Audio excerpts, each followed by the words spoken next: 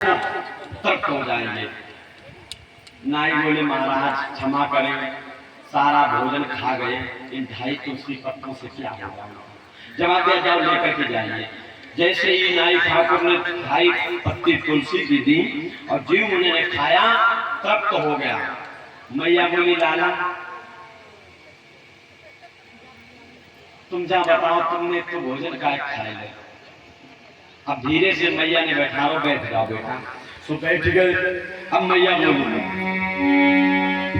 तूने सारा भोजन काय को खाया,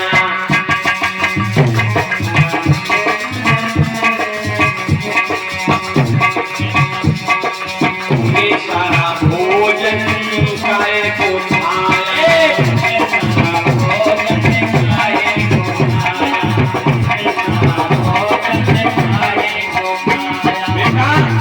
ये बताओ तुमने इतना भोजन क्यों खा लिया? तो सुनकर फर्नीचर बोले बाबा के सर पे, बाबा की झोली में लुटिया पड़ी।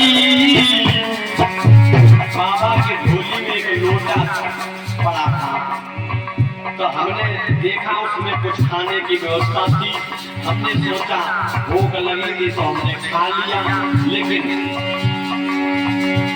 हम रबड़ी समझ कर पी गए।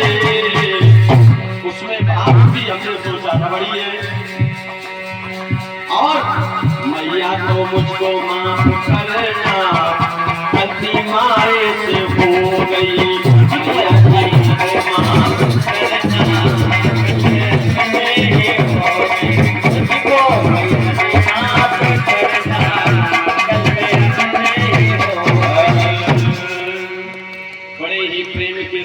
मैया ने समझाया।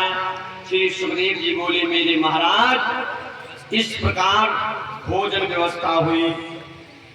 जैसे ही दरवाजे पर टीका चढ़ने के लिए आया, सभी माताएं बहनें गालियां गाने लगी। आज की गालियां नहीं गाई, गालियां कैसे गाई रही?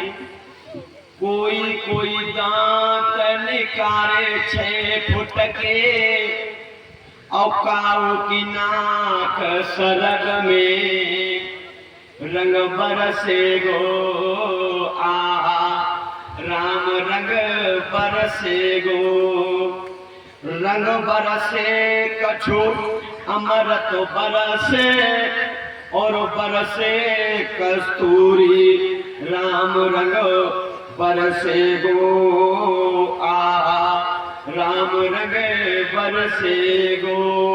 बड़े प्रेम के साथ में गालियां गाने लगी। और जैसे ही दरवाजे पर भगवान शिव जी पहुंचे, मैया हाथ में थाल लेके आई।